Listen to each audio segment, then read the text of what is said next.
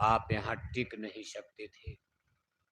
जैसे अगर पिंजड़ा न हो, उसमें अगर पक्षी को बंद न किया जाए तो कोई पक्षी आप टिका नहीं रोक नहीं सकते हो। पिंजड़े में बंद करना पड़ेगा, तब उसमें तोता, मैना, बुलबुल जो भी चिड़िया पक्षी आप पिंजड़े में रख करके अपने घर में टांग दो, पड़ा रहेगा। लेकिन अगर पिंजड़ा टूट गया, पिंजड़ा का मुंह खुल गया, कोई चिड़िया पक्षी पिंजड़े में उड़ जाएगा। उसका स्वभाव उड़ने का है। ऐसे जीव यानी आत्मा जिसको स्पिरिट कहते हैं, उनके लिए शरीर बनाना जरूरी था। अगर यहाँ ये पंच भौतिक शरीर पिंजड़ा न बनता तो कोई भी जीव यानी आत्मा स्पिरिट यहाँ रुक नहीं सकती थी। कहा फिर जब मानुष देह बनाई, इनमें जीवन को बैठाई। ये तन रूपी हाड़ मांस का पिंड पिंजड़ा बनाकर जीवात्माओं को एक एक जीवात्मा और इस पिंजड़े में कहाँ बैठाया? दोनों आंखों के बीच में, जहाँ माताएं बहनें बिंदी और टीका लगाती, ब्राह्मण देवता पुजारी लोग जहाँ चंदन का तिलक टीका लगाया करते, शरीर में नाक। ए बच्चा, आपका लाउड स्पीकर तो चल रहा, आप लोग तंबाकू खाओ उधर दूर जाके। खाओ साहब, हटाओ इनको। जब लाउड स्पीकर बिगड़ेगा तब आना। क्या भाषण दे रहे हो? कहा मुर्शिद नैनो बीच नबी है, दोनों आंखों के बीच में नासिका का भाग। इस प्लेस पॉइंट स्थान मुकाम को हिंदू ग्रंथों में आज्ञा चक्र, छठा चक्र, तीसरा तिल मुकाम कहते हैं। मुसलमान भाई इसको नुक्ता सुपैदा कहते हैं। यानी सबके शरीर की रचना एक ही है, सिमिलर, समानता है। ऐसा नहीं कि हिंदू का कोई अलग, मुसलमान का, अमीर का, राजा का, ब्राह्मण, क्षत्रिय, यादव, हरिजन। सबकी शरीर को बनाने के बाद दोनों आंखों के बीच में, और ये घटना घटती है माँ के गर्भ के अंदर। जब ये पिंड पिंजड़ा करीब 5 महीने 10 दिन में बनकर तैयार हुआ, तब जीवात्मा को ब्रह्मांड से उतार कर इंटरनल अंदर अंदर, बाहर से लाते तब तो माताएं देख लेती, कोई न देखता, लेकिन माताएं तो देखती भाई माँ के गर्भ में आत्मा कैसे आई। माताएं भी अंदर अंदर, ये खेल अंदर अंदर इंटरनल, और लाकर दोनों आंखों के बीच में भी बैठा दिया।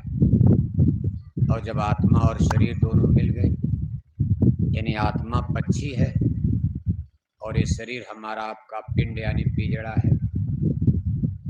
और पिंजड़े का मुंह अगर खोला रहे तो आत्माएं वापस चली गई। जब तक पिंजड़े का ढक्कन बंद नहीं किया, कहा बहुतक निकल गए निर्देशा, बहुत सारी आत्माएं वापस चली गई, रास्ता खुला था। तब उन्होंने युक्ति लगाई, कि इन्होंने लगाई जो ले आया आपको, कौन आपको यहाँ ले आए हैं, ये बड़ी लंबी कथा है। आप राजा रानी की कहानी पढ़ते पढ़ते हिंदी, अंग्रेजी, geography, history, physics, chemistry, math, algebra, zoology, botany, ये संसार की सारी फिलॉसफी, सारा ज्ञान पढ़ते पढ़ते आदमी मर जाता।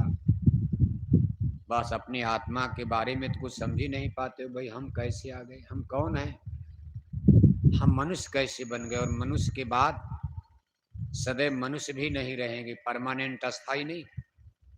एक दिन ये मनुष्य शरीर आग में जलकर मुट्ठी भर राख हो जाएगा, मिट्टी मिट्टी में मिल जाएगा, जल करके खाक बन जाएगा। फिर आप कहाँ चलोगे? इसको साइंस ऑफ सोल, अध्यात्मवाद कहा जाता। अब कहते भाई जब इसमें बैठा दिया, आत्मा और शरीर का मेल हो गया, हम मनुष्य रूप में हो गए। कहा फिर जब मानुष देह बनाई, इनमें जीवन को बैठाई। अब आपको ब्रह्मांड से उतार करके मनुष्य बना दिया गया। मनुष्य का मतलब आत्मा मनुष्य नहीं, क्योंकि आत्मा को गाय में, बैल में, कुत्ता में, बिल्ला में अलग अलग किस्म का पिंजड़ा, पिंजड़ा सोने का हो, लकड़ी का हो, चांदी का हो, लोहा का हो, लेकिन हर पिंजड़े में एक एक सुग्गा, तोता, मैना, एक ही चिड़िया पक्षी हर पिंजड़े में। इसी तरह से शरीर पिंजड़ा अलग अलग, इसको 4 खान 84 कहा जाता। 4 नस्लें हैं, वर्ग है। और 84 लाख किस्म की नस्लें और जातियां, किस्म किस्म नस्ल के चिड़िया पक्षी, किस्म किस्म नस्ल के जातियों की मछली, सर्प बिच्छू घंट घड़ियाल, कीड़े मकोड़े जानवर, गाय बैल कुत्ता बिल्ला। इस तरह से संतों ने इसको जोड़ घटा कर बता दिया कि कुल 84 लाख किस्म का पिजड़ा, और हर पेड़े में जीवात्मा को सिचुएटेड किया। आकर 4,84,000 योनि भ्रमत ये जीव अविनाशी। ये 4 वर्ग अंडज पिंडज उखमज स्थावर और इनकी 84 लाख नस्लें और जातियां, सब में एक एक जीवात्मा को बंद कर दिया। सबसे पहले यहाँ मनुष्य को भेजा गया, और पिजड़ा और शरीर गाय बैल कुत्ता बिल्ला मनुष्य के अलावा जितनी ये बाद में बनाई गई, इसका भी कारण अभी आगे आपको हो सकता बताया जाए, क्योंकि लंबा दायरा हो सकता, बात छूट जाए। घंटे 2 घंटे में आपको कितना पढ़ाया जाएगा? घंटा 2 घंटा में कखा गघा बच्चे स्कूल में नहीं पढ़ पाते। हरि अनंत हरि कथा अनंता, गाँवें सुने भांति बहुशंता। बहुत काल जब कर सत्संगा, तब हुई हैं सब संशय भंगा। बहुत दिन तक सत्संग जीवन भर करो, तभी अगूढ़ ज्ञान है, अपरंपार है, अगम है, पार है। भगवान का ज्ञान कोई आसान है? हिंदी अंग्रेजी पढ़ते पढ़ते जिंदगी बीत जाती। बच्चे बच्चियां एक विषय के मास्टर नहीं बन पाते, फेल हो जाते। और ये तो आत्मा परमात्मा का गूढ़ रहस्यमय ज्ञान है। अब घंटा 2 घंटा में तो आपका मछली अंडे छुड़ाने में लग जाएगा, क्योंकि आप तो इतना नीचे गिर गए हो। मुसलमानों की बात, यहाँ कोई मुसलमान है ही नहीं, यहाँ सब लोग हिंदू धर्म को मानने वाले बैठे हो। मुसलमानों को सुनाने बताने का समय तभी आएगा, तब समझाया जाएगा। अभी हिंदुओं को समझाया जा रहा। आप धर्म के बारे में क्या जानते हो? मंदिर में टन टन घंटी घंटा बजाए जा रहे, और 1-1 किलो मछली खाए जा रहे। हरे रामा हरे कृष्णा कीर्तन गाए जा रहे, सबसे बड़ा चंदन तिलक टीका लगाए जा रहे, अखंड रामायण पढ़े जा रहे।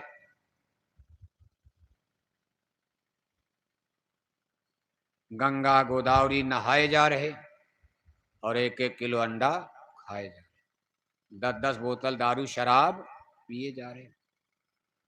अभी तो हम लोगों को यही मेहनत हो रही है। प्राइमरी, जैसे क से कबूतर, ख से खरगोश। अभी भारत के हिंदुओं को यही पढ़ाया जा रहा। अध्यात्मवाद अभी आपके लिए बहुत कौड़ी दूर है, नहीं समझ पाओगी। अभी तो आप मछली खाने लगे, अंडा खाने लगे, गांजा पीने लगे, शराब पीने लगे। और आज स्थिति इतनी खतरनाक बन गई कि आपके इलाहाबाद में छोटे छोटे बच्चे शराब पीने लगे, जिनकी अभी उम्र नाबालिग है, कक्षा 10 पास नहीं कर पाए, और माँ बाप के चोरी चोरी गांजा पीने लगे, दारू पीने लगे। बच्चों की बात तो छोड़ो, हमारी बेटियों ने शराब पीना शुरू कर दिया। आप प्रयागराज इलाहाबाद में रहते, बड़ी बड़ी यूनिवर्सिटी है, बहुत बड़ा विद्या का केंद्र इलाहाबाद माना जाता प्रयागराज।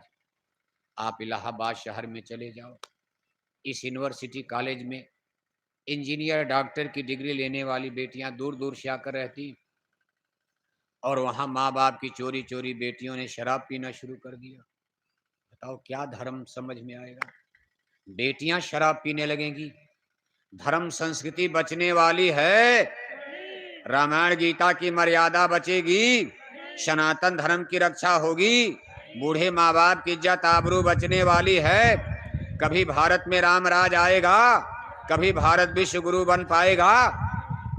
भगवान राम के राम राज में बेटियां शराब पीती थी, उस समय तो पुरुष भी शराब नहीं पीते थे। औरत की बात छोड़ो, भगवान राम के राम राज में पुरुष भी शराब नहीं पीते थे। बड़ी जाति चाहे छोटी जाति, जातियों का वर्गीकरण तब भी था, क्योंकि धोबी ने ही तान मारा तो भगवान राम ने सीता का वनवास कर दिया। इसके माने धोबी तब भी थे, लेकिन तब सबको मनुष्य मानकर कर्मों के हिसाब से सब जातियों का वर्गीकरण होता था। लोहे का काम करने लगे लोहार हो गए, लकड़ी का काम करने लगे कारपेंटर बढ़ई हो गए, चमड़े का काम करने लगे चर्मकार चमार बन गए, सोने का काम करने लगे सुनार बन गए, हल जोतने लगे हलधर बन गए, किसान बन गए, खेती का काम करने लगे खेतीहर बन गए, गिट्टी मिट्टी तोड़ने लगे लेबर मजदूर हो गए।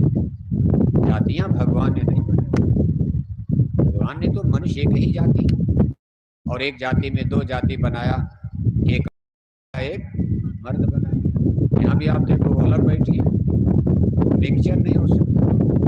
नेता लिखो लोग मिक्सचर करना चाहते हैं, लेकिन देखो आज भी इलाहाबाद में देख रहे हो पुरुष एक तरफ औरतें, क्योंकि भगवान की बनाई जातियां दो जातियां ईश्वर ने बनाई, एक औरत बनाया एक मर्द। लेकिन दोनों के शरीर का मशाला छित जल पावा गगन सबीरा, जल पृथ्वी अग्नि वायु आकाश, ये पंच भौतिक मशाला बनाने वाले करतार ने औरत और मर्द सबके शरीर में एक ही मशाला लगाया। और जिस दिन धरती पर मानव ने जन्म लिया, प्रभु ने जब देखा भाई हम आपको धरती पर भेज रहे, एक नई देश में भेज रहे, नई जगह भेज रहे, अब आप आत्मा नहीं एक मानव रूप में पैदा हो गया। आत्मा रूप में जब आप थे तब आपका गुण, आपका चेहरा मुहरा शक्ल सूरत, आपके सारे वसूल सारे सिद्धांत वहाँ के नियम अलग। अब आप आत्मा के रूप मनुष्य रूप में आ गए। मनुष्यों के लिए भगवान ने कुछ नियम कानून बनाया, वे आप ऐसी धरती पर जा रहे हो, ऐसी जगह जा रहे हो, वहाँ आपको इस नीति नियम से रहना पड़ेगा, हमारे नियम का पालन करना। भगवान के उसी बनाए नीति नियम को धर्म कहा जाता। हम मनुष्यों के लिए भगवान ने जो यहाँ कानून बना दिया वही आगे चल करके धर्म का रूप लेगा।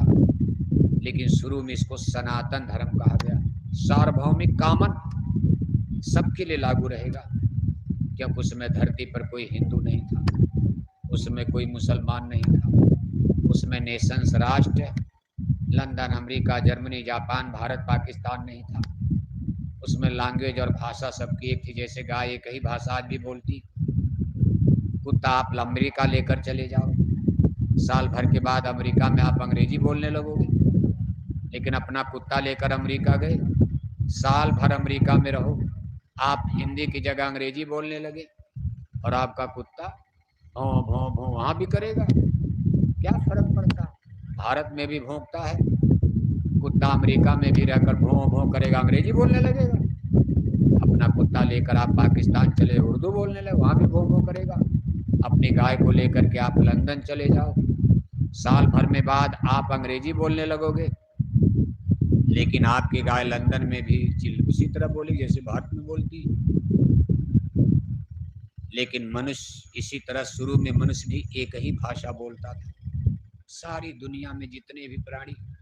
अब उसमें दुनिया कैसी रहेगी, कहाँ समुंदर था, कहाँ पहाड़ था, हिमालय था कि नहीं था, गंगा जमुना थी कि नहीं थी, अभी तो धरती बनाई गई, आदमी पैदा हुआ।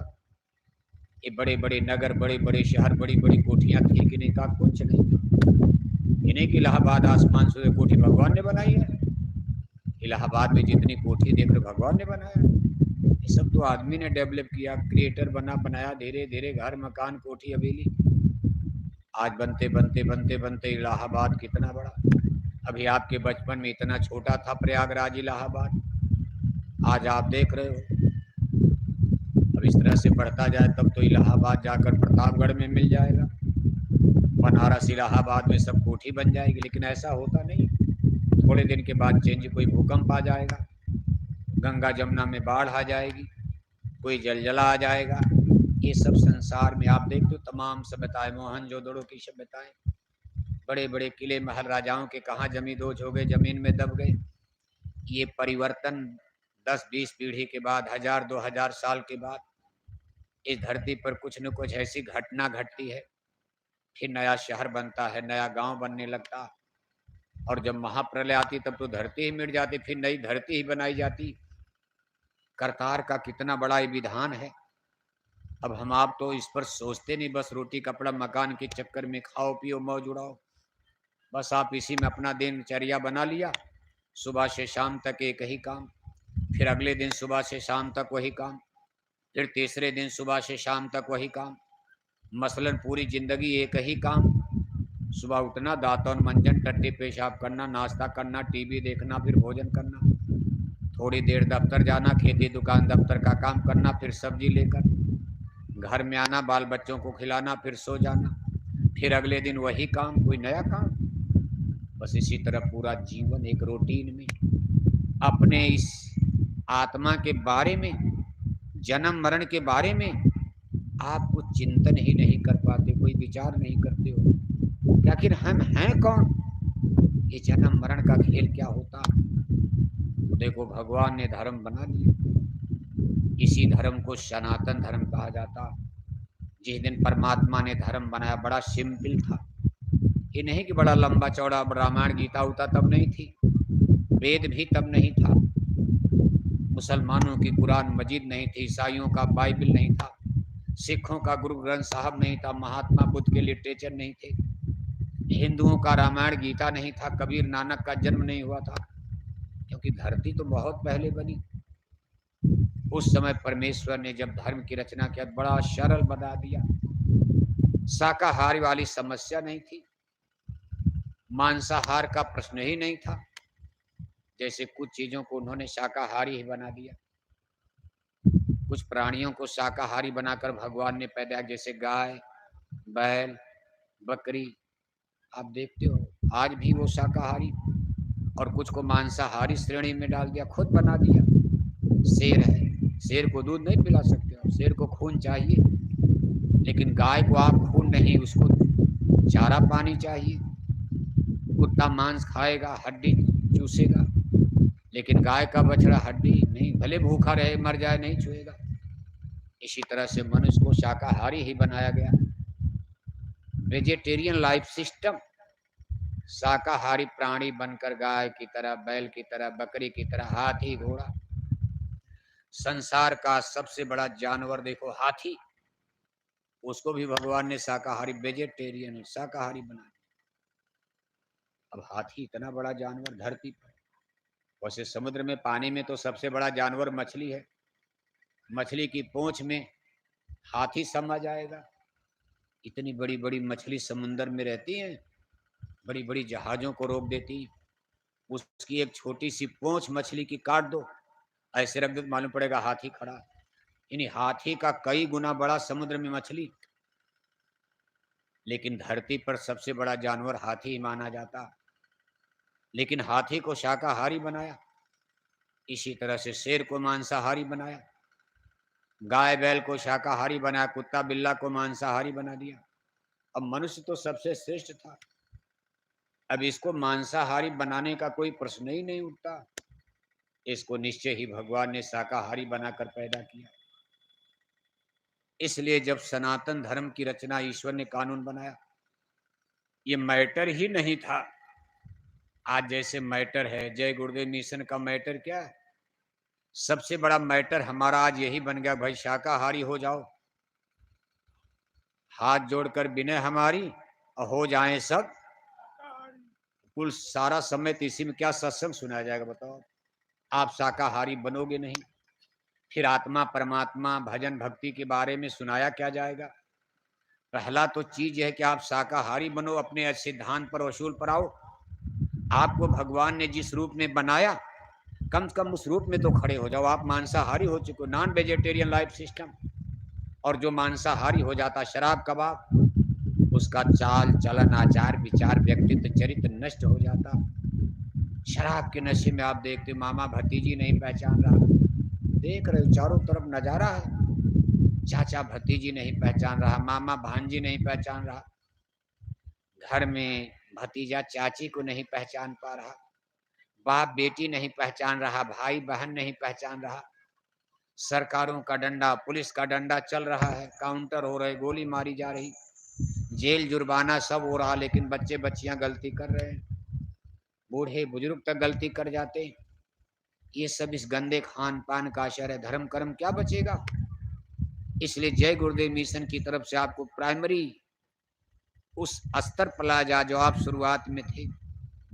शुरुआत में हमारे बाप दादे पुरखे पूर्वज आदि मानव, जिनके द्वारा हम आप आज चल रहे आगे, आदि मानव जिनकी हम पीढ़ी हैं, वंश हैं, इस धरती पर तब कोई मांस नहीं खाता था।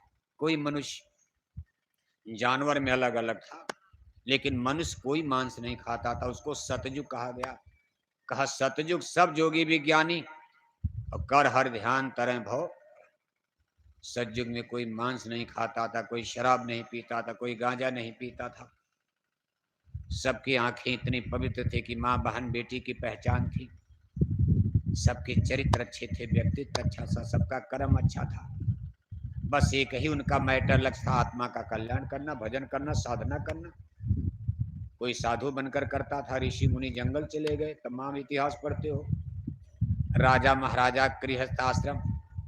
अब सब लोग साधु बन जाएंगे तो रोटी रोटी कहाँ से मिलेगी?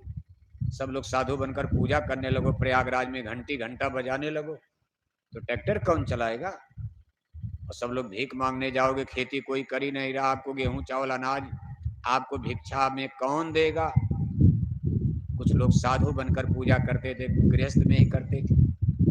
जब ज्यादा लोग साधु बनने लगे, क्योंकि बैराग जब होता है, घर में रहने की, बाल बच्चों में रहने की इच्छा स्वाभाविक है, आपकी भी नहीं रहेगी। इसलिए लोग भागने लगे कि छोड़ो ये माया का जंजाल है, छोड़ो इस जंजाल को, एक दिन ये सब छूटने वाला, चलो साधु बनकर भगवान का भजन करो।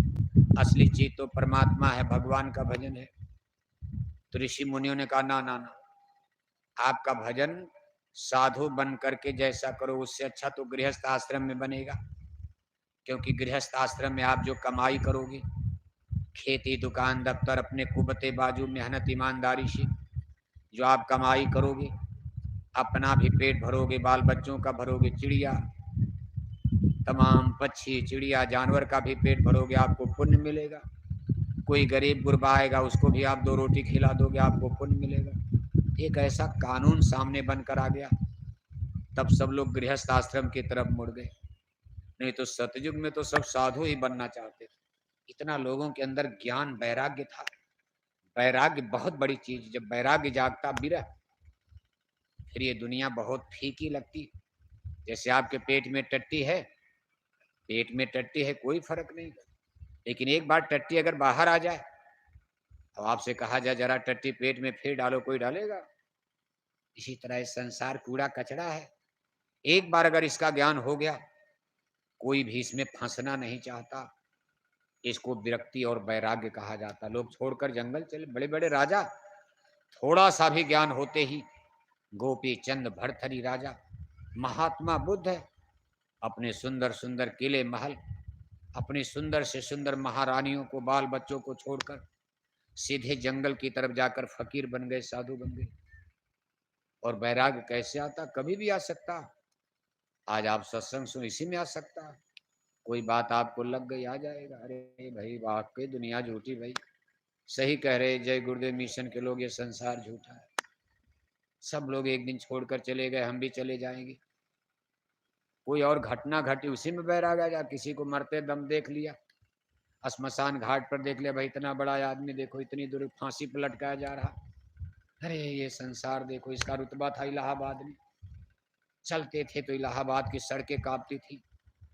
आज इनको फांसी पर लटकाया जा रहा, गोली मारी जा रही, जेल में बंद।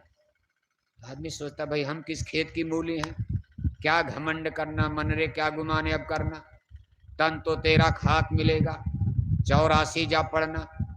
किस चीज का घमंड किया जाए? राजे महाराजे बादशाह शहंशाह आलिम फाजिल ज्ञानी विज्ञानी सब लोग जगत को छोड़कर चले गए।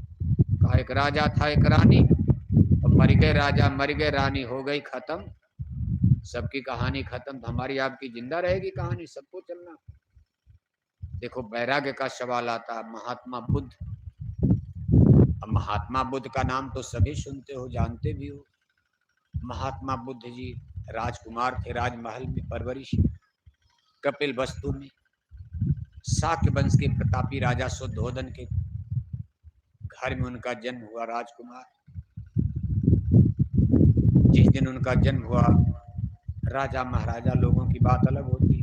बड़े बड़े पंडित पुरोहित ज्योतिषी बुलाए गए कि महाराज जरा इस राजकुमार का हाथ देखकर बताइए, इस बच्चे की जन्म कुंडली बनाइए। बड़े बड़े पंडित पुरोहित ज्योतिषियों ने कुंडली बनाई। और कहा महाराज बालक तो होनहार है। अब राजा का लड़का तो होनहार वैसे भी रहेगा कि एमपी के घर में जन्म लेगा, नहीं एमपी तो एमएलए तो नहीं तो ब्लॉक प्रमुख तो बनना ही बनना है। एक झोपड़ी में जन्म लेकर प्रधानी बनना मुश्किल हो जाता है, कहां से जीत पाओगी। एक मुख्यमंत्री के घर में जन्म ले लिया बेटा बनकर, नहीं मुख्यमंत्री बनेगा एमएलए तो बन जाएगा। लोग कहेंगे अरे मुख्यमंत्री जी के लड़के बना दो, जनता भी कहेगी बना दो, चाहे गलत हो चाहे सही हो, चाहे उस लायक हो या न हो।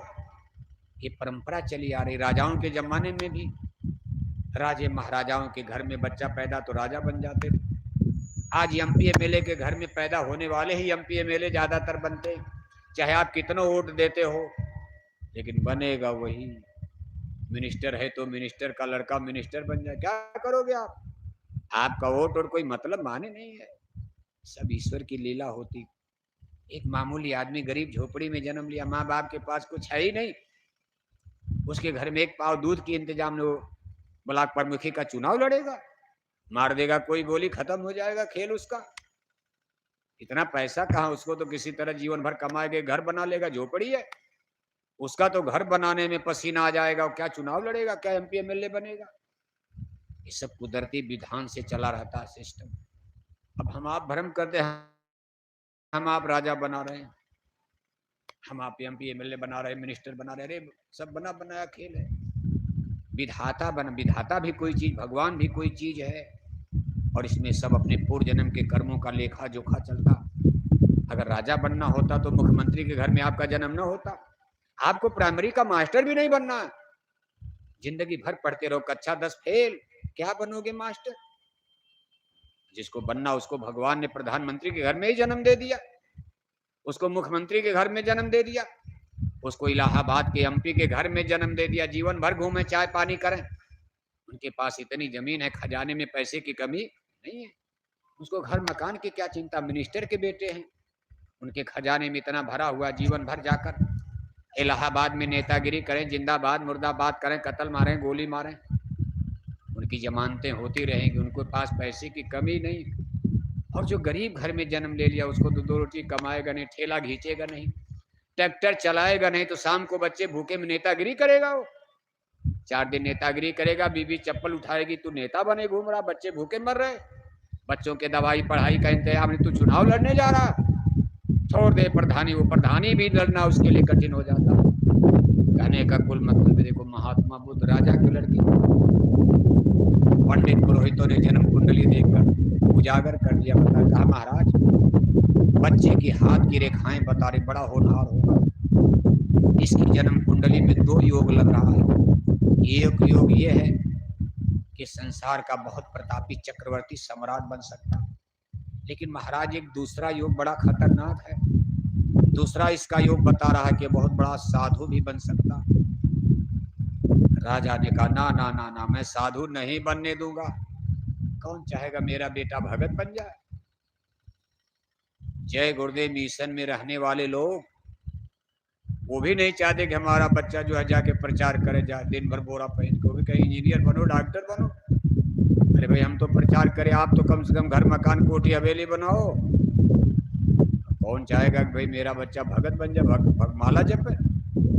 राजा कहते ना, अगर दोनों चीज है चांस, मैं अपने बच्चे को साधु नहीं बनने दूंगा। राजा इतना बड़ा मेरा राज है, मेरा राजकुमार, एक ही राजकुमार साधु बन जाएगा, मेरा राजपाट कौन संभालेगा।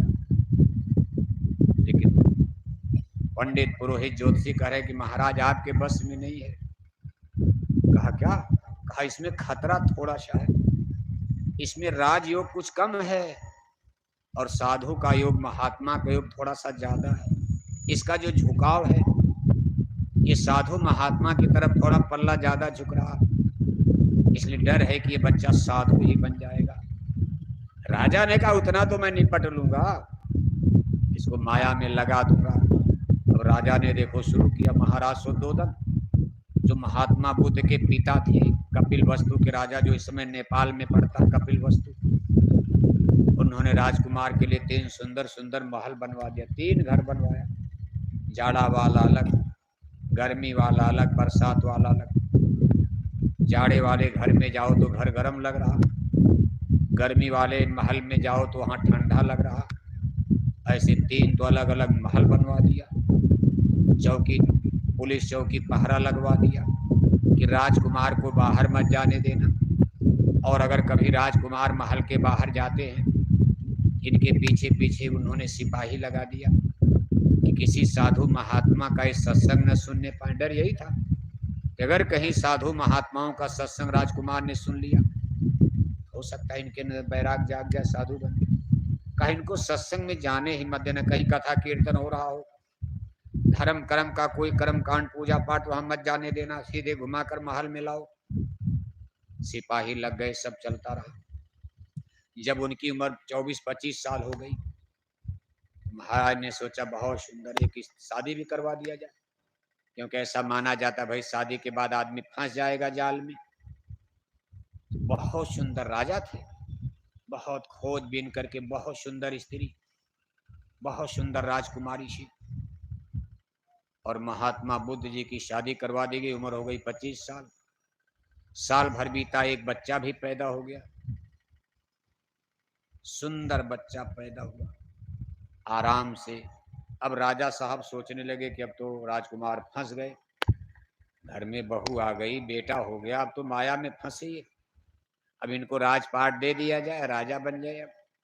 अब साधु बनने का डर खत्म हो गया। राजा सोच रहे कि इनका राज्याभिषेक कर दिया जाए, राजा बना दिया जाए।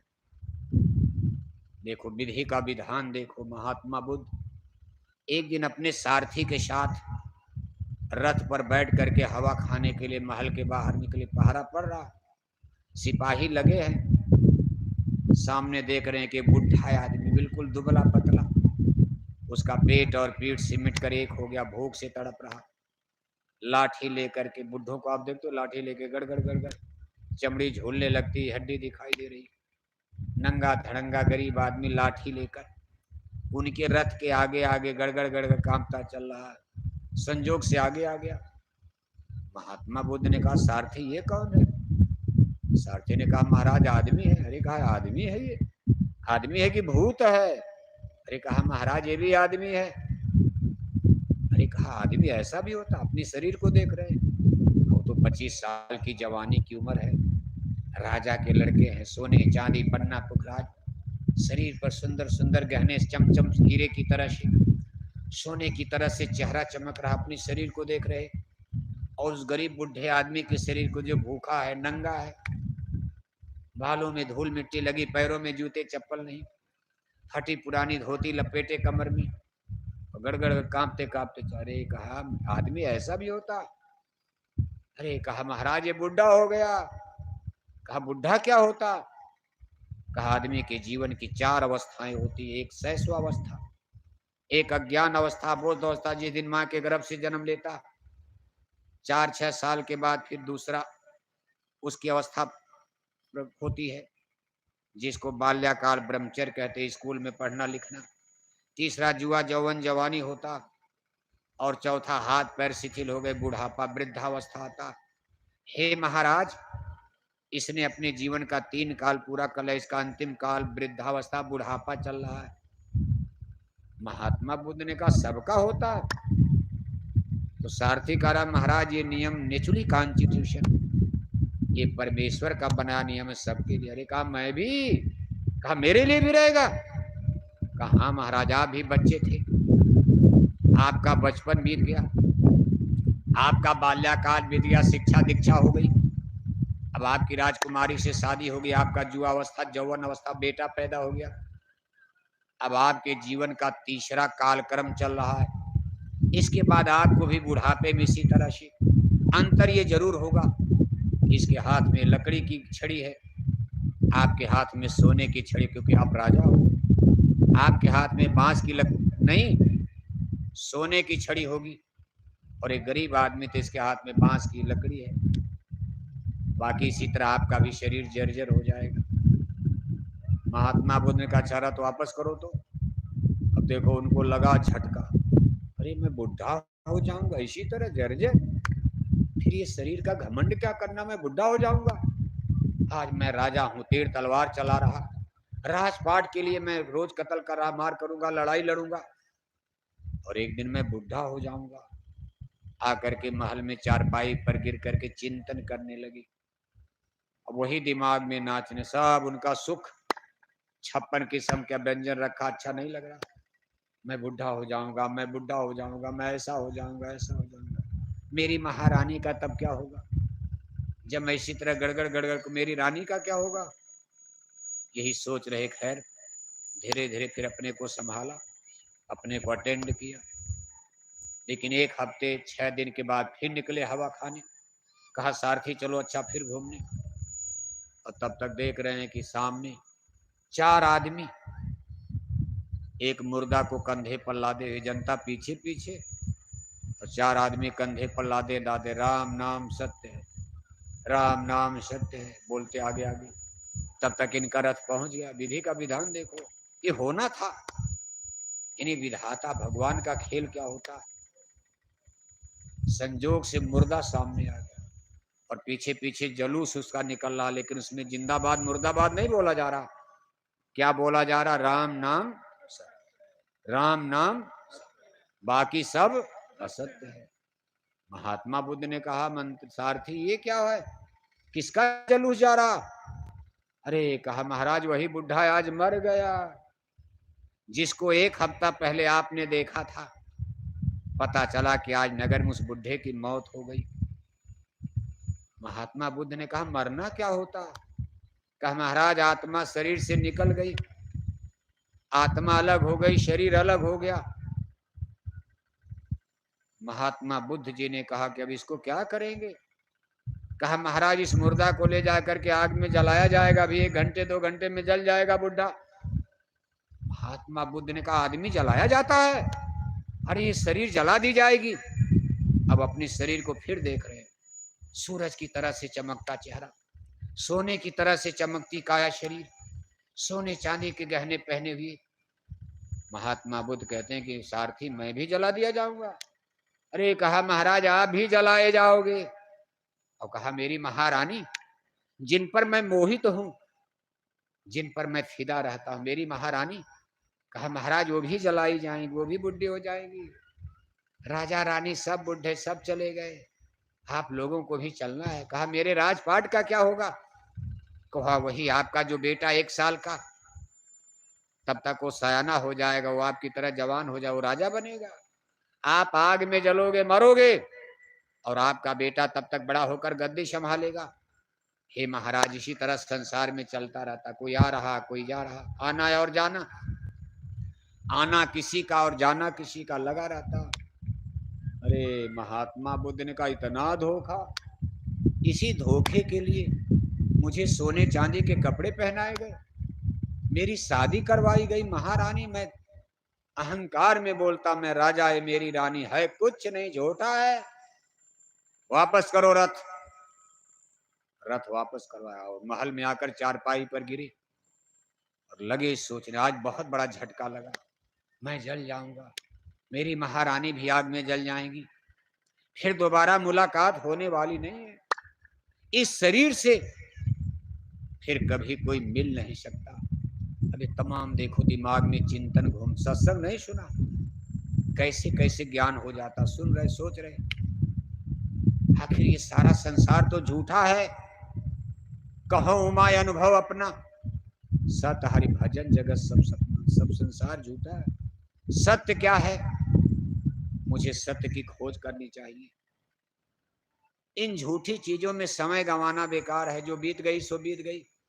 राजा में, रानी में, धन में, माल में, असबाब में, किला में, महल में, पढ़ाई में, लिखाई में, खाने में, पीने में, सोने में, बच्चा बच्ची पैदा करने में, भोग भोगने में, मैं सत्य की खोज करूंगा। निर्णय हो गया। सत्य की खोज होगी कैसे?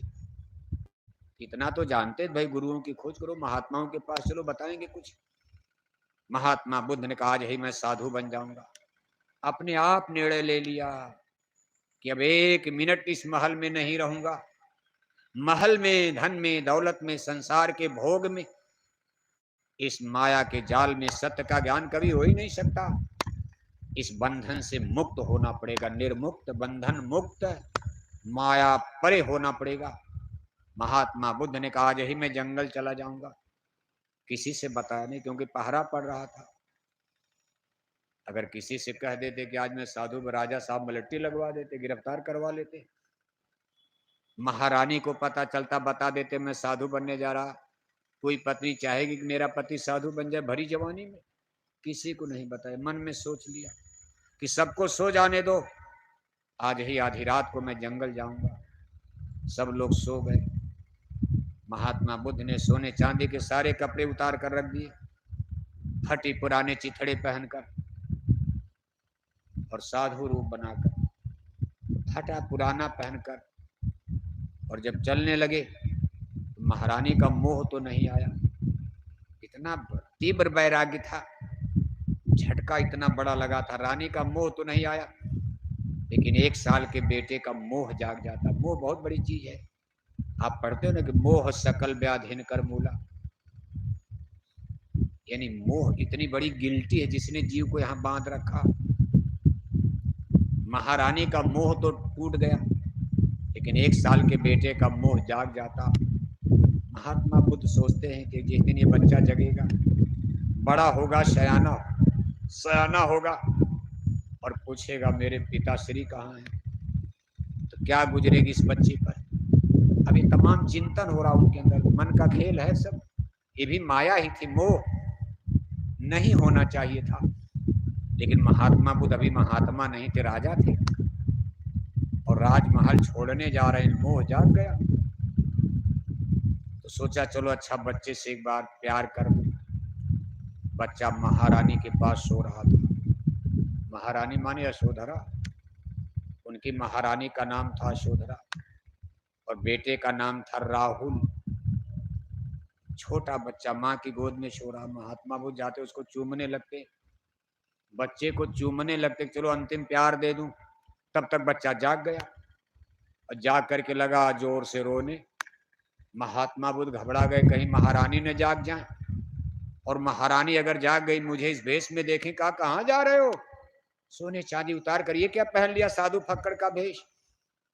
महात्मा बुद्ध बड़ी तेजी से दरवाजे की तरफ भागते हैं और देखो विधि का विधान, महारानी जैसे माताएं सोते सोते बच्चे को थपथपाने लगती हैं, कह रहे सो जा सो जा, अब आंख बंद। अपनी आंख खोलते नहीं, सो जा, तब तक बच्चा सो जाता। महारानी ने 2-4 बच्चे को थपकी लगाई, बच्चा सो गया। महारानी ने आंख खोली नहीं और तब तक महात्मा बुद्ध महल से निकल जाते हैं और निकल करके देखो पूरब की दिशा में चलते। पूरब में तब था मगध देश, जिसको आज का बिहार कहा जाता। पश्चिम में नहीं, पूरब में चले गए। कपिल वस्तु गोरखपुर के ऊपर की तरफ, सिद्धार्थनगर बस्ती के ऊपर नेपाल में पड़ता, वहां से सीधे पूरब चले जाते और 2-3 महात्माओं से मुलाकात। हम तो जल्दी जल्दी कथा, बड़ी लंबी कथा उनकी है, सबकी कथा बड़ी लंबी है। इतिहास जो आप पढ़ते हो इतना आसान नहीं भगवान को पाना, न इतना आसान है वैराग्य ज्ञान। 2-3 महात्माओं से, जहाँ जहाँ महात्माओं की पहले खोज कर रहे, भगवान का क्या ज्ञान होगा। साधु महात्माओं की भाई कोई बताने वाला मिल जाए, बिना गुरु के ज्ञान कहाँ होने वाला। और हम आप बिना गुरु के ही ज्ञान चाहते हैं, भाई कहीं कंकड़ से, पत्थर से, पानी से मिल जाएगा। महात्मा बुद्ध ने ऐसा नहीं किया। महात्मा बुद्ध इस पर कन्फर्म थे कि चेतन का ज्ञान जड़ से नहीं हो सकता। राजा थे, हमारी आपकी तरह मूर्ख बुद्धू पागल नहीं थे कि पत्थर पूजने चले गए, गंगा जमुना के पानी में कूद गए कि हमको भगवान बता दो। कहीं मंदिर में जाकर पत्थर की मूर्ति पर नहीं मत्था पटक दिया। महात्मा बुद्ध राजा थे, ज्ञानी थे। इतना उनको अनुभव था कि ज्ञान बिना मास्टर के नहीं मिलता। गुरबिन होई न ज्ञान, गुरबिन भवनिक तरह न कोई, जो बिरंच संकर्षण हुई। इतना उनको मालूम था, इसलिए उन्होंने जड़ में नहीं, जड़ में चेतन नहीं, चेतन से चेतन। और वो भी ऐसा मास्टर जिसको अंग्रेजी नहीं आएगी। आपको क्या अंग्रेजी पढ़ाएगा? जिसने भगवान को खुद नहीं पाया हमको क्या बताएगा। अंधा गुरु और बहिरा चेला, और होए नरक में ठेलम। जाका गुरु है यहाँ धरा, चेला निपट निरंदय। अंधे अंधे ठेलिया दोनों को परंत, गुरशिखंड बहिर कै लेखा। बाबू साहब जो डर था वही हुआ, सो गया। गुरशिखंड बहिर कै लेखा, एक न सुन एक नहीं देखा। हरे शिष्य धन शोक न हरई, सो गुरु घोर नरक में केवल दान दक्षिणा के लिए गुरुवाई करते, फीस तो पूरी ले लिया और स्कूल के सब विद्यार्थी फेल हो गए। एक भी बच्चा स्कूल में पास नहीं, क्योंकि मास्टर ने पढ़ाया ही नहीं और फीस जो है बच्चों से पूरे साल की हर महीने लेते गए। तो उस मास्टर को कितना दोष लगेगा? अरे कुछ तो विद्यार्थी पास हो जाते, सब के सब फेल हो गए। ऐसे ही अध्यात्मवाद में किसी को मुक्ति नहीं मिली, मोक्ष नहीं मिला। गुरु जी ने 1000 चेला बना लिया पूरे इलाहाबाद प्रयागराज में और कहा गंगा नहाओ मुक्ति मिल जाएगी, यमुना नहाओ मुक्ति मिल जाएगी, चलो प्रयागराज में मुक्ति मिल जाएगी। और सब चेला नरक को चले गए, तो गुरु को तो नरक ही होना है। और दान दक्षिणा वहां बैठ करके संगम पर लेते रहे, लाओ दान दक्षिणा, लाओ दान दक्षिणा, गंगा मैया में नहाओ दान दक्षिणा हमको दो, गंगा मैया में नहाओ दान दक्षिणा हमको दो। बुद्ध इतने पागल मूर्ख नहीं थे, उनको मालूम मुक्ति नहीं मिलनी है। मुक्ति तो मिलती है संतों की शरण में, गुरु के पास मिलेगा ज्ञान। इसलिए जहां भी गए इतिहास उनका बताता, किसी मंदिर में नहीं गए, महात्मा बुद्ध किसी देवालय शिवालय में नहीं गए, काशी अयोध्या मथुरा नहीं गए। महात्मा बुद्ध जहां उनको आश्रम दिखाई पड़ा, पता लगाए भाई कोई महात्मा रहते आश्रम है, गए पूछा, उनको कोई सेटिस्फाई, कोई संतुष्ट नहीं। गुरु मिले लेकिन उनका इतिहास बताता कि महात्मा बुद्ध कहीं संतुष्ट नहीं हुए। गुरु से ज्ञानी चेला ही है। आश्चर्य है, चेला ही गुरु से ज्ञानी, जितना वो लोग बताते थे। महात्मा बुद्ध कहते इतना तो मैं खुद जानता, उसके आगे बताओ सत्य क्या है, भगवान क्या है, परमात्मा। सत्य तो परमात्मा ही है, सत्य है। हम परमात्मा के नीचे रुकने वाले नहीं हैं। हमको स्वर्ग नरक की बात नहीं, हमको देवी देवता की बात नहीं, हमको सीधे परमात्मा का सत्य का ज्ञान चाहिए। तो ऋषि मुनि महाराज आगे बढ़ो। एक महात्मा उनको मिले जिन्होंने कहा महाराज ये ज्ञान तो मुझको भी पूरा नहीं है, लेकिन गुरुओं की कृपा से मैंने इतना जरूर जान लिया है कि अगर सत्य को खोजना, भगवान को पाना है, कि रास्ता दोनों आंखों के बीच में, ये जो आपका मुकाम है आज्ञा चक्र मुकाम, हमने जो इतिहास पढ़ा है, जाना है, सभी ऋषि मुनि यहीं से ऊपर गए। अपने मनुष्य शरीर में दरवाजा है, रास्ता है, मार्ग है, इसको खोल करके लोग गए और परमात्मा को पा लिया। महात्मा बुद्ध ने कहा बस मैं खोल लूंगा, आपने बता दिया, हमको आइडिया बता, मैं खोल लूंगा। जा करके देखो अंत में पड़ाव डाल दिया गया में, जहाँ हिंदू लोग पिंडदान कराने जाते। गया में एक पीपल के पेड़ के नीचे भूखे प्यासे कई दिन बैठे रहे। कहा आज बिना ज्ञान को प्राप्त किए मैं भोजन नहीं करूंगा, पानी नहीं पीऊंगा, जिसको एक तरह से हठ योग भी कहा जा सकता। आज के जमाने में तो ऐसा कोई कर नहीं पाएगा। 2 घंटा पानी नहीं मिले मरी जाओगे आप, चिल्लाने लगोगे आप। रोटी ना मिले तो आदमी पागल हो जाएगा, भूखे भजन न होई गोपाला, ले लो अपना कंठी माला। लेकिन महात्मा बुद्ध का युग बहुत पहले का युग है, करीब 2500 बरस पहले। उसमें लोगों के शरीर की बनावट, बहुत ताकत थी लोगों में। 2-2 4-4 दिन भोजन न मिले कोई फर्क नहीं पड़ता था। शरीर में इतना दम था कि शेर से लड़ जाते थे, पेड़ उखाड़ कर फेंक देते थे। इतने बड़े बड़े पत्थर, क्रेन मशीन नहीं थी, इतने बड़े बड़े पत्थर उठाकर राजाओं का किला महल बनवा दिया। महात्मा बुद्ध उस युग के इंसान में, वो भी साधक पुरुष। और देखो वहीं बैठ करके जब दोनों आंखों के बीच में देखो हमारी आत्मा से चिटित है, सत्य है। हमको आपको कोई भी ज्ञान यहीं से मिलता है, चाहे बाहर का ज्ञान हो। ये जो आप यूनिवर्सिटी कॉलेज में physics, chemistry, math, algebra, zoology, botany, geography, history जो हमारे बच्चे बच्चियां पढ़ रहे हैं, पेट में नहीं, सीने में नहीं, कंठ में नहीं, आँख कान में नहीं, यही तो कहते भाई ब्रेन माइंड दिमाग, यहाँ यहीं से तो पढ़ते हो आप। इसी तरह से साइंस ऑफ सोल, अध्यात्मवाद का ज्ञान आपको यहाँ से प्राप्त करना, ज्ञान यहीं से प्राप्त। तो आपको पानी में, पत्थर में अंग्रेजी मिलेगी, गंगा जमुना के पानी में काखा गगा पढ़ोगे आप, फिजिक्स केमिस्ट्री पढ़ोगे। अरे ज्ञान आपको भगवान का प्राप्त करना तो यहीं से तो मिलेगा। लेकिन इस ज्ञान में इसको इंटेलेक्चुअल, ये आपका भौतिक ज्ञान है, ये दूसरा स्पिरिचुअल आध्यात्मिक ज्ञान है। दोनों में डिफरेंस, अंतर है। भौतिक ज्ञान ब्रेन माइंड दिमाग, और आध्यात्मिक ज्ञान प्राप्त होगा आत्मा के द्वारा। आत्मा क्या है, मन क्या है, बुद्धि क्या है? हमारी बुद्धि को ताकत आत्मा से मिलती, इसके माने आत्मा सुपर है। जैसे हमारी धरती माता आपको सब कुछ देती, फल देती हैं, किस्म किस्म का अनाज, किस्म किस्म का फल, किस्म किस्म की सब्जी, इसी धरती माता से प्राप्त होता। पानी मिलता है, हवा मिलती है, हमारा जीवन चलता है। लेकिन धरती माता को ताकत सूरज से मिलती, जिसको आप एनर्जी, ऊर्जा कहते हो, सोलर ऊर्जा।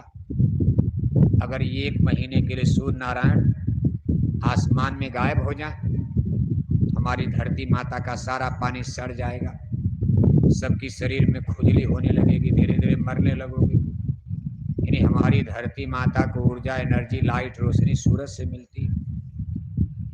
इसी तरह से सूरज को रोशनी ऊपर वाले सूरज से। ऐसे करते करते, कई सूरज पार करते करते जब चलोगे, अंत में एक ऐसा बिंदु आएगा जो पूर्ण है। वो अपने आप में पूर्ण, उन्हीं को परमात्मा कहा जाता। उन्हीं से सारा ब्रह्मांड रोशन हो रहा। करें करावें भंजें सोई, उमा राम गत लखन, कोई सब चेन बनी हुई है। उन्हीं को पार ब्रह्म परमेश्वर, परम पिता, परमात्मा, कुल मालिक, महाप्रभु, वो अपने आप में पूर्ण, उनको कोई देने वाला नहीं, वो सबके दाता हैं। इसलिए उनको ऑलमाइटी, सुपर पावर, परम पिता, परमात्मा, भगवान, ईश्वर, खुदा, गॉड, उनके ऊपर फिर कोई नहीं आता। वहीं से धीरे धीरे चेन बनी, उनसे उनको, उनसे उनको, उनको उनसे। इसी तरह से शरीर में हमारी आत्मा से बुद्धि को, मन को, चित्त को ताकत मिलती।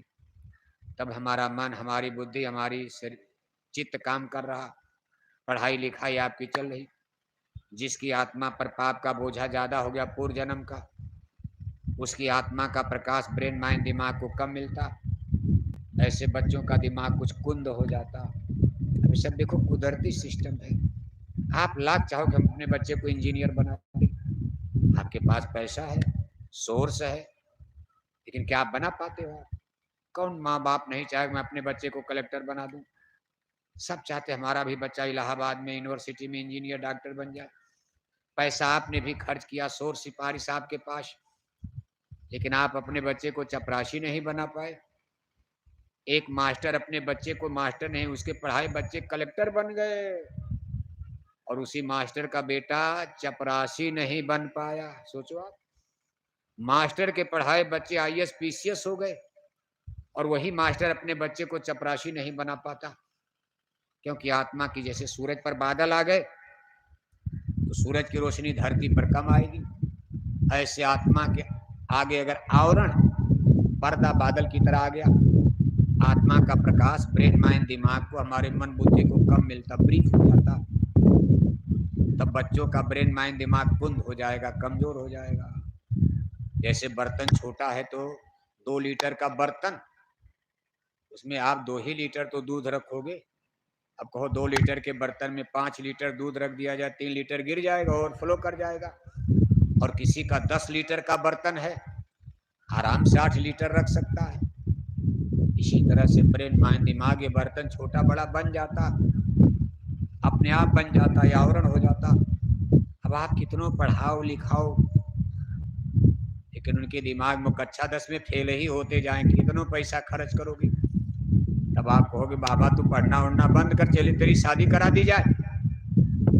नहीं तो तू इलाहाबाद में तब तक 30 साल का हो जाएगा, शादी भी नहीं होगी, कौन करेगा? 30 साल 40 साल उम्र हो जाएगी। तो तू कहता हम ये बनेगा, अभी इंजीनियर, अभी तैयारी का इंजीनियर बनेगा, तब तक तो 30 साल के हो गए। अब शादी के लिए कहीं बहू खोजी जाएगी, बताओ, उल्टे होगा। शादी के लिए बहू माँ बाप को खोजना पड़ेगा, बन गए तो बन गए, ऐसे ही होता है। अपने ही प्रयास से सब कुछ नहीं होता। और ये आवरण क्या है? आवरण क्या है? क्या भगवान ने डाल दिया? मान लो अगर ये आवरण भगवान डाला, तब तो भगवान को पक्षपाती कहा जाएगा कि किसी के बेटे का दिल दिमाग तेज कर दिया, किसी के बेटे का दिल दिमाग कमजोर कर दिया, क्या भगवान पक्षपात कर दिया? ना, ये आवरण कर्मों का होता, कर्म कॉन्स्टिट्यूशन। ये जो बादल आता है आत्मा के ऊपर, कर्मों का पर्दा आवरण, और कर्म हम आप करते, भगवान नहीं करता। कर्म प्रधान विसर्ज राखा, जो जस करी सो तस फल चाखा। इसीलिए सभी संत महापुरुष हमको आपको नेक पवित्र कर्म करने की सलाह देते। कर्म का विधान इसी जन्म में, अगले जन्म में भी आपको ये जीवन को प्रभावित करेगा, दुख सुख का कारण बनने वाला। इसलिए अब जो दुख सुख हो रहा है तो भोग रहे हो आप, आगे के लिए सावधान हो जाओ, सतर्क हो जाओ। अब से कम अच्छा कर्म करना शुरू कर दो, क्योंकि आत्मा तो जिंदा रहेगी अगले जन्म में। देख, एक बड़ा सुंदर दृष्टांत आता, कर्म विधान की बात आ गई। उज्जैनी नगरी, मध्य प्रदेश में उज्जैनी नगरी, वहाँ राजा थे भरथरी। राजा भरथरी एक धर्मात्मा राजा, राजपाट आराम से हो रहा, बड़े धर्मात्मा राजा, जनता बड़ी सुखी है, खुशी है। इतने धर्मात्मा राजा के घरों में ताले नहीं लगते थे, इतना सुंदर राज उज्जैनी का, गोल्डन टाइम, स्वर्ण युग उसको कहा गया। एक बार गुरु गोरख राजा भरथरी के महल में पधारे। अब वही उनका सत्संग शुरू हो गया, एक हफ्ते तक। एक हफ्ता सत्संग सुनने के बाद राजा भरथरी के अंदर बैराग्य जाग गया। किला महल सब कुछ छोड़कर साधु बनने के लिए तैयार, और गुरु गोरख के पीछे पीछे चल दिए जंगल। अनु बड़े भाई अग्रज जब साधु बन गए तो उनके अनुज यानी छोटे भाई राजा विक्रमादित्य को लोगों ने गद्दी पर बैठा दिया। वो भी धर्मात्मा राजा, राजपाट आराम से चल रहा, लेकिन राजा विक्रम के अंदर एक चिंतन पैदा होता था, भाई गद्दी कुर्सी के लिए, राजपाट के लिए लड़ाइयाँ लड़ते, बड़ी मेहनत करते, तब जाकर के कहीं गद्दी मिलती है। कितने मर पिट जाते, गद्दी नसीब नहीं होती। और मैंने कुछ नहीं किया, बिना मेहनत के मैं राजा बन गया, तो मेरा किस जन्म का पुण्य जाग गया? कौन सा कर्म? बिना कर्म किए तो कुछ होता नहीं, लेकिन ये कर्म कौन सा बन गया कि मैं बिना लड़ाई के राजा बन गया? बड़े भाई साधु बन गए, मैं राजा बन, इतने बड़े देश का राजा। एक दिन विद्वानों की सभा बैठी थी, पंडित पुरोहित ज्योतिषी, तो राजा विक्रम ने यही प्रश्न खड़ा कर दिया उनके सामने, कभी आप लोग बड़े बड़े पंडित पुरोहित ज्योतिषी विद्वान हो, हमारी जन्म कुंडली देखकर बताओ कि मेरा कौन सा कर्म पवित्र उदय हो गया कि मैं इतने बड़े देश का राजा बन गया, और मैं आधा घंटे एक घंटे में महल से लौटूंगा। तब तक आप लोग देख करके सोचे रहो मेरे प्रश्न का उत्तर, बिना दिए कोई जाएगा नहीं। और बिना दिए आप कहाँ जा रहे हैं? प्रश्न का उत्तर बैठिए, आप भी बैठिए, पेशाब करने जा रहे हैं? बिना प्रश्न का उत्तर दिए कहाँ जाना है? हाँ आइए। राजा विक्रम ने कहा, भाई मैं एक घंटे में लौटूंगा, और बिना मेरे प्रश्न का उत्तर दिए कोई जाएगा नहीं, राजा का आदेश। लेकिन जब राजा विक्रम 1 घंटा में लौटे तो मंडप खाली, कोई था ही नहीं। एक बूढ़े पंडित पुरोहित वहां बैठे थे। राजा ने कहा, ये लोग कहाँ चले गए? कहा, महाराज सब अपने अपने घर चले गए। अरे कहा, तो राज आज्ञा का उल्लंघन हो गया, मेरे प्रश्न का उत्तर दिए बिना, मेरा खाते हैं, मेरा सब कुछ पहनते हैं, मैं इनकी मदद करता हूँ, सब मेरे खजाने से इनकी मदद, घर मकान चल रहा, और आज मैंने एक प्रश्न किया तो बिना बताए चले गए। तो पंडित जी ने कहा, महाराज ये प्रश्न बड़ा कठिन है, ये पंडित पुरोहित ज्योतिषी नहीं बता सकते, कोई मामूली आदमी होता तो हम लोग बहका भी देते, कुछ न कुछ हाथों देख कर बता देते, लेकिन महाराज आप राजा हो, आपको कोई मूर्ख कैसे बना सकता? बाकी तो जनता का हाथ देख करके कुछ 10 बात बताओगे, 2 बात सही, 8 गलत, भले 2 तो सही हो जाएगी, लेकिन राजा को कोई बेवकूफ बनाएगा, कर राजा फांसी पर लटका देंगे गलत हो गया तो। इसलिए कहा, महाराज ये सब विद्याओं के परे की चीज है, इसको वही बता सकता जिसके पास त्रिकाल नेत्र होगा, दिव्य दृष्टि होगी, अंतर्दृष्टि होगी, जो अंतर्दृष्टि के द्वारा अंतर जगत में झांक कर देख रहा, कैसे आत्मा माँ के गर्भ में आ रही, कैसे जा रही, कैसे जन्म, कैसे मरण, कैसे स्वर्ग, कैसे नरक, जीव कहाँ आ रहे, कहाँ जन्म रहे, कहाँ मरण रहे, हमारा अंतर्दृष्टि के द्वारा ये सब देखा जाता। ये तो वो बताएगा जिसके पास दिव्य दृष्टि होगी। आपकी विद्वान सभा में जितने लोग पंडित पुरोहित विद्वान बैठे हैं, हे महाराज इसमें किसी के पास दिव्य दृष्टि नहीं है, ये सब लोग कागज की लिखी पढ़ी बात करते, कहा तुम कहते कागज की लेखी और हम कहते आंखों की। महाराज ये तो देखने वाली विद्या है, पढ़ने वाली केवल नहीं है। पोथी पढ़ी पढ़ी जगमुआ और भया न पंडित को, ढाई आखर प्रेम का। पढ़े सो पढ़ का महाराज, ये पोथी पढ़ने वाले पंडित पुरोहित ज्योतिषी हैं, बस जनता को ऐसे चेला चप्पड़ बनाते रहते, दान दक्षिणा लेते रहते। कहा तब आप क्यों बैठे हो, क्या आपके पास दिव्य दृष्टि है? पंडित जी ने कहा महाराज मेरे पास भी नहीं है, तो आप क्यों बैठे हो? कहा महाराज मैं इसलिए बैठा हूं, मेरे पास थोड़ा सा इसका एक उपाय है। यहाँ जंगल में कुछ दूर पर एक महात्मा जी रहते हैं, उनका पहाड़ी पर आश्रम है। मैं बराबर उनके हाथ आ जाता हूँ, मुझे भरोसा है उनके पास दिव्य दृष्टि हो सकती है। कौन जानेगा है कि नहीं है, कौन बताएगा? क्यों? राजा ने कहा कैसे पता? कहा महाराज मैं जब उनके पास जाता हूँ, वो जो कुछ कह देते हैं सही हो जाता। कहाँ पानी बरसेगा, कहाँ सूखा पड़ेगा, कई बार मैंने इम्तिहान लिया, उनकी बातें सच हो जाती। मुझे मालूम पड़ता कि उनके पास दिव्य दृष्टि। राजा ने कहा चलो तब जल्दी, देर क्या? मैंने इतना दिन साधु विद्वानों को, इन बड़े बड़े पंडित पुरोहित, इन ज्योतिषियों को मैंने इतना खर्चा करके अपने राजकोष से खर्चा करके खिलाया पिलाया जिलाया, साहब किसी काम के नहीं रहे। और आज इतने बड़े महात्मा जंगल में मेरे ही राज में साधु बनकर बेचारे तपस्या कर रहे, चलो ले चलो मुझको। राजा रथ पर बैठ करके गए, महात्मा जी की कुटिया में गए तो कहा महाराज यही महात्मा जी हैं। महात्मा भी बेचारे लंगोटी लगाए, धोनी रमाए, कोई बाहर से क्या पहचानेगा? एकदम थक्कड़ की तरह से अर्धनग्न, धूल मिट्टी पोते वहां बैठे हैं। राजा चरणों में प्रणाम करते हैं। महात्मा ने कहा राजन आप क्यों आए? कहा महाराज मेरा यही प्रश्न है। महात्मा जी ने कहा राजन आपके तो बहुत जन्म हो चुके हैं। बताना शुरू कर दिया। कहा इतने जन्म आपके हुए हैं,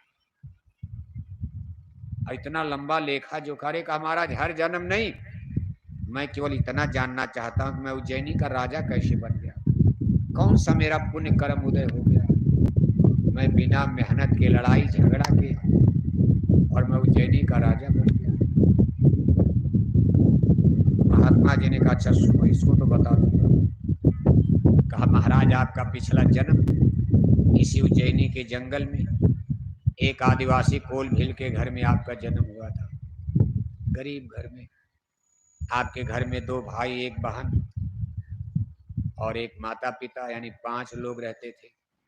जमीन के नाम पर कुछ नहीं, मकान के नाम पर झोपड़ी।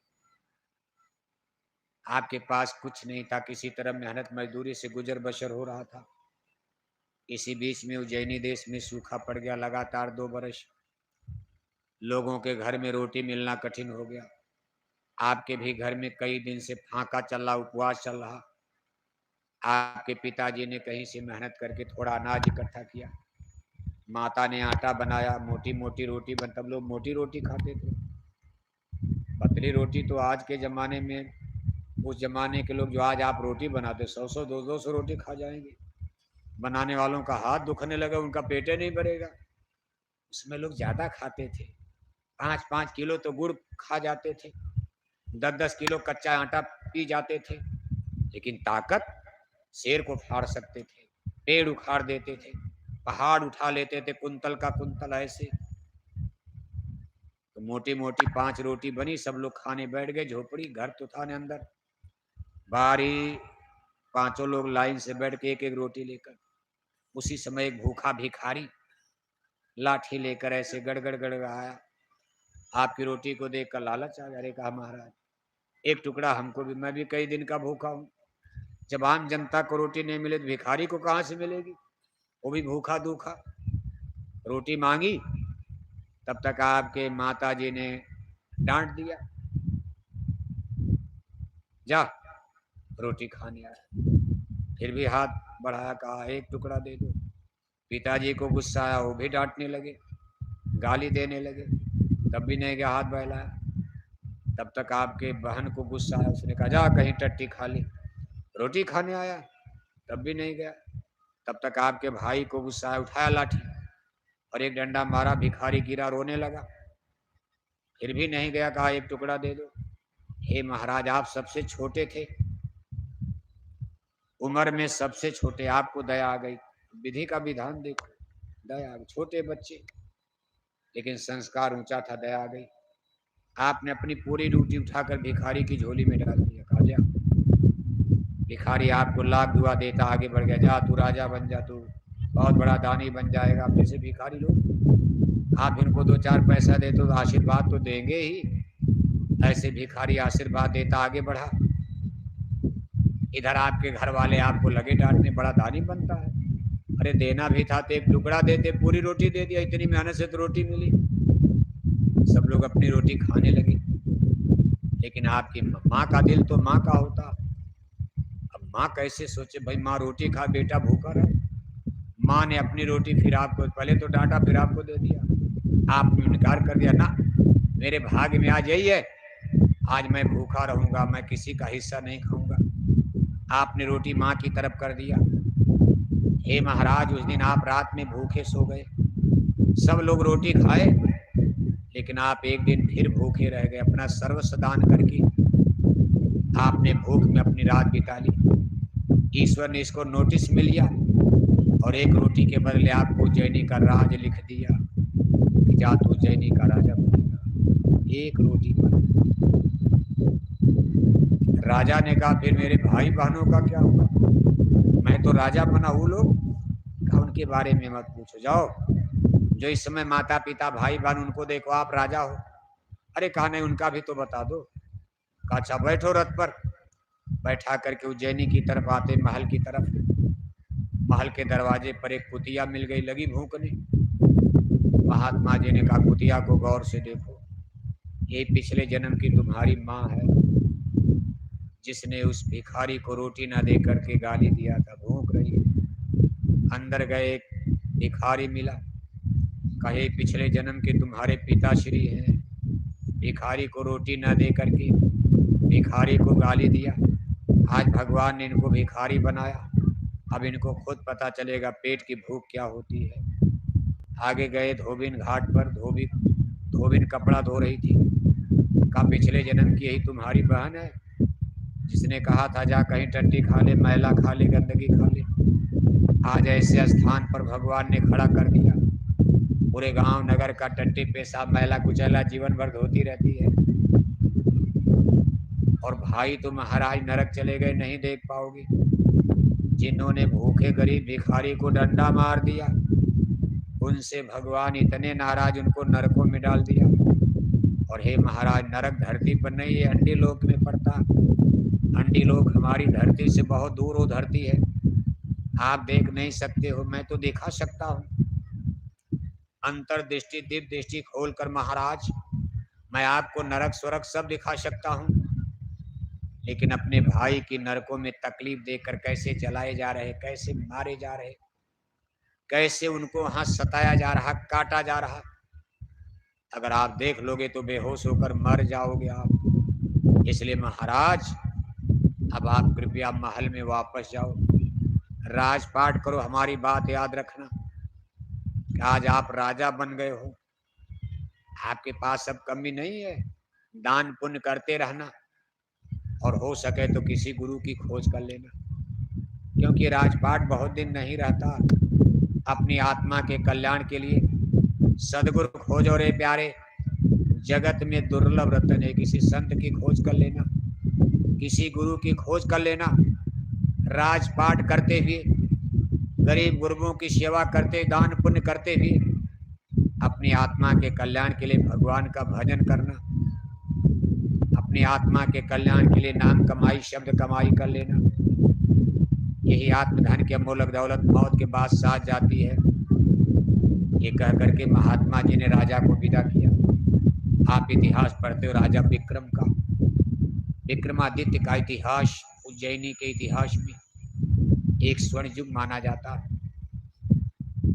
थोड़ी बहुत अगर गलती की संभावना भी थी इस प्रसंग के बाद, ऐसे महात्मा और गुरु मिलने के बाद महाराज विक्रमादित्य से जीवन में कोई भूल नहीं हुई है। ऐसे ऐसे भी राजा धरती पर हुए, सत्यवादी राजा हरिश्चंद्र की तरह राजा विक्रमादित्य।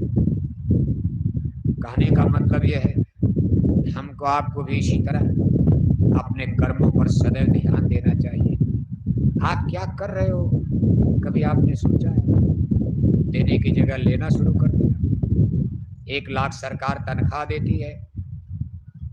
आपके इलाहाबाद प्रयागराज में जाओ, आप ऑफिस में, दफ्तर में, बड़े बड़े अफसर अधिकारी लाख लाख 2-2 लाख रुपए महीने तनख्वाह पाते, फिर भी गरीबों से घूस मांगते।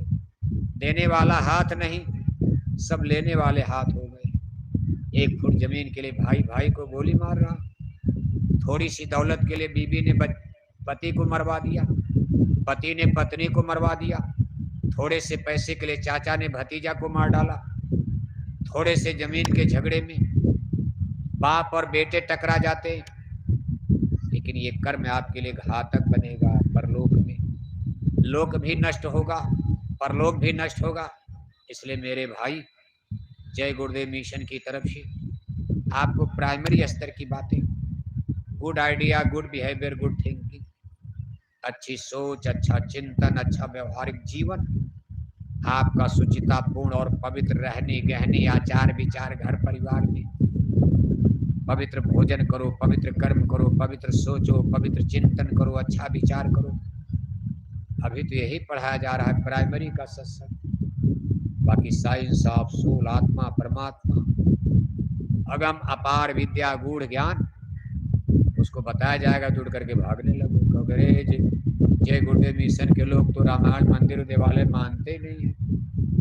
ऐसे मंदिर में टन टन घंटे घंटा बजाए जा रहे और 1-1 किलो मछली। ऐसे मंदिर में आप ना जाओ तो अच्छा है। मछली खाना है तो भगवान राम के मंदिर में क्यों जाते हो? भगवान राम ने कभी मांस खाया था? भगवान जोगेश्वर श्री कृष्ण जी महाराज मांस खाते थे? रामायण गीता वेद भागवत में कहीं मांस खाना लिखा है?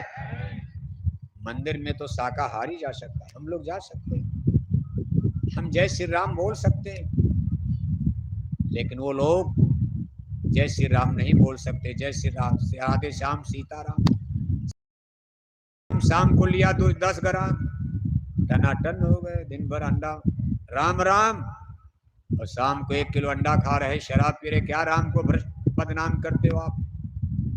असली राम के भक्त तो जय गुरुदेव मिशन, राम और गुरु में कोई अंतर नहीं है। कहा गुरुर ब्रह्मा गुरुर विष्णु गुरुर्देवा महेश्वरा गुरुर साक्षात परम ब्रह्म है तस्मै श्री गुरुवे नमः। ये श्लोक हमारे गुरु महाराज ने नहीं लिखा, ये श्लोक हम बोरे वालों ने नहीं गढ़ दिया। जब जय गुरुदेव मिशन का जन्म नहीं हुआ था, जय गुरुदेव मिशन का इलाहाबाद में प्रचार नहीं हुआ था, हजारों बरस पहले से श्लोक भारत में प्रचलित है हिंदू धर्म में कि गुरुर ब्रह्मा गुरुर विष्णु गुरुर्देवा महेश्वरा गुरुर साक्षात परम ब्रह्म है तस्मै श्री गुरुवे। साक्षात परमात्मा गुरु, परमात्मा का एक नाम गुरु। गुरु माने कोई हाड़ मात नहीं, गुरु माने प्रकाश होता, परम प्रकाश रूप भगवाना, न तह पुन विज्ञान बिहाना। गुरु नाम को भगवान ने भी स्वीकार किया। प्रात काल उठ के रघुनाथा, मात पिता गुरु नाम है माथा। रामायण पढ़ते हो ना, तो गुरु से कौन अलग हो सकता? जब राम नहीं थे, जब कृष्ण नहीं थे, राम नहीं थे तो राम नाम नहीं, त्रेता के पहले, द्वापर के पहले कृष्ण नाम नहीं, राधे नाम नहीं, क्या सतयुग में कौन नाम था? जब कोई अवतार नहीं आए थे, राम कृष्ण जितने आप, ब्रह्मा विष्णु शिव, आदिकाल सतयुग में गुरु नाम चलता था। भगवान को प्रकाश रूप में, परम प्रकाश रूप भगवाना, न तह पुन विज्ञान बिहाना। गुरु नाम ही आदि है, अनादि है, और एक ही भगवान। जैसे एक ही सूरज को आप सूरज कहते हो, सन कहते हो, मुसलमान भाई आफ्ताब कहते हैं, आप ही का कई नाम रख दिया जाए तो क्या आप बदल जाओगे? आपका नाम बचपन का कोई नाम, जवानी में कोई नाम, स्कूल में गए तो मास्टर कोई नाम रख देता, और गांव में आपको लोग किसी और नाम से बुलाते, क्या आप बदल जाते हो? कई हो जाते हो। ऐसे भगवान है।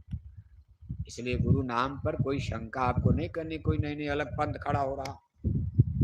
जय गुरुदेव नाम से कोई अलग पंथ नहीं है, हम भी आपके ही पंथ के हैं। हम लोग सच्चे रामवादी हैं, सच्चे कृष्णवादी हैं। मंदिर में घंटा बजाने का हमको पूरा अधिकार है, क्योंकि हम लोग शराब नहीं पीते हैं, गांजा नहीं पीते हैं, हम मछली और अंडा नहीं खाते। असली राम की गोल के तो हम ही हैं। और जो मछली खाएगा, अंडा खाएगा, शराब पिएगा, वो कभी भगवान राम और कृष्ण की गोल का हो पाएगा? भगवान राम की गोल तो शाकाहारी थी कि मांसाहारी? भगवान राम की गोल में हनुमान, अंगद, जामुन, सुग्रीव मांस खाते थे। भगवान कृष्ण की गोल में 5 पांडव शराब पीते थे। लेकिन दुर्योधन की गोल में कौरव, कर्ण, दुर्योधन सब दारू पीते थे। गोल बनने जा रही है, गोल। हिंदू मुसलमान की बात छोड़ो, हिंदुओं में ही गोल बनने जा रही। राम रावण का युद्ध हिंदू मुसलमान का नहीं था। सब एक ही धर्म को मानते थे, वैदिक धर्म। लेकिन राम का धर्म शाकाहारी और रावण का धर्म, जोर से बोलो, फैसला होने वाला है। अभी नहीं, 8 या 10 बरस के बाद कान पकड़ोगे और गोरा वालों को आप प्रणाम करोगे, जैकेट वालों पर फूल बरसाओगे, धन्य हो, धन्य हो। अभी भारत में कोई सनातन नहीं जान रहा है। भगवान राम का धर्म शाकाहारी और रावण का धर्म, भगवान कृष्ण और पांडवों का धर्म शाकाहारी और 100 भाई कौरवों का धर्म, कौरवों का धर्म। हिंदू मुसलमान का झगड़ा था। इसलिए जो हिंदू मुसलमान, ये फाइनल नहीं है।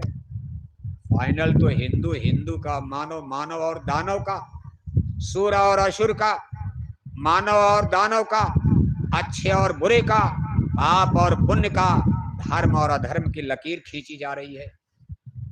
किधर रहना चाहते हो?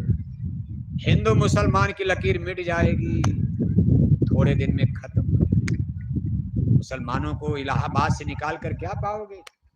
अगर मुसलमान इलाहाबाद से चले भी जाएं, फिर यादव और ठाकुर लड़ोगे, हरिजन और ब्राह्मण लड़के मर जाओगे। सब जातियों के झंडे खड़े हो गए, पार्टी बन गई, आपस में द्वंद्व करोगे। अभी तो मुसलमानों से भिड़ रहे हो, इसके बाद आपस में द्वंद्व होगा। यादव ठाकुर, ठाकुर कहेंगे अब लखनऊ हमको चाहिए, कब तक यादव रहेंगे?